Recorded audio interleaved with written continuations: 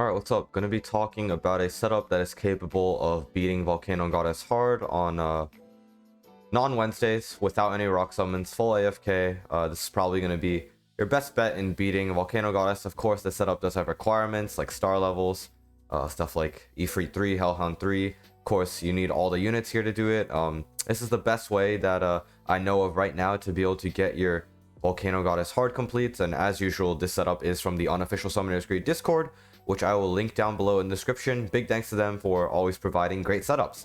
As you can see here, wave 29, cruising through this pretty easily as I do have the Jiraiya Wednesday buff, but from what I know, the setup can still beat this level without the Jiraiya Wednesday buff.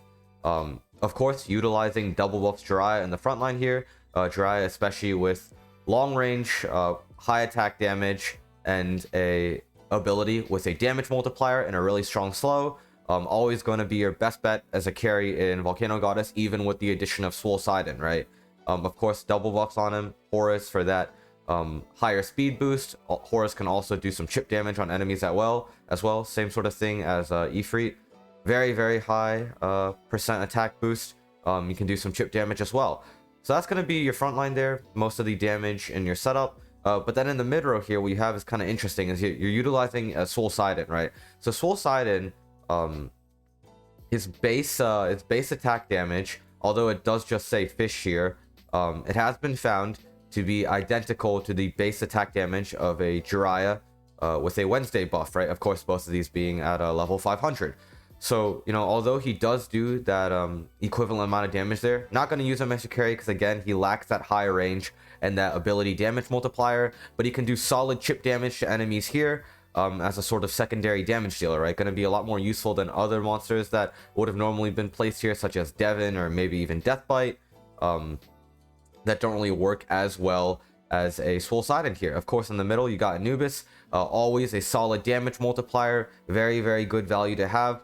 Very good just to allow all your monsters to do significantly more damage and to also pair well with Deathbite so that Deathbite can one-shot any unit that he does touch, as you see here, as long as they have that Anubis buff on them. Of course, Susanoo, this just allows you to beat the level completely hands-off, not have to use any rock summons.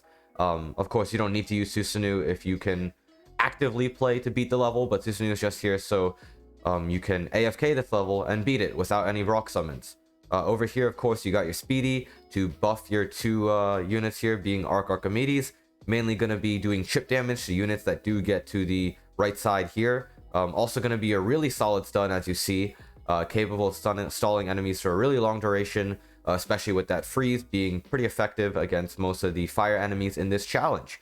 Of course, Deathbite, as I said before, paired with Anubis, capable of one-shotting enemies not immune to the ability over here.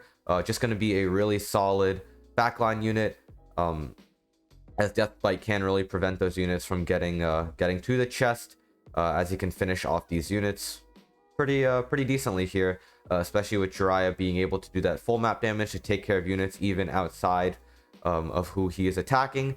So as you see here, we're going to be able to beat this level. Overall, I think this setup works really well thought out. People in the Discord really put a lot of hard work into it. Thought I'd just showcase it. Specifically got the setup from Danny Chang, so you know, if you want to thank someone, go thank him. I'm sure you know, other people might have also tried to test versions of the setup as well. Discord is just a great place all around. Definitely recommend checking it out. Just gonna pick up these last few units here. Of course, all these units in the mid and back row are going to be primarily doing chip damage, except for that almost sort of desperation Anubis Deathbite combo. But it does work really well for the units that do get there. This is gonna be the first time I've beaten wave 30 on Volcano Goddess, so pretty excited about that. Nice 400 redstones there. I've honestly have no use for these evolution stones because in a previous video I did evolve everything. I'll link that down below. But you know, I thought it'd just be pretty cool to showcase this setup there.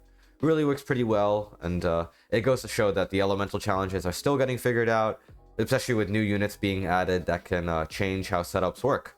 That's gonna be it for this video. If you enjoyed, like, subscribe, and yeah, see ya.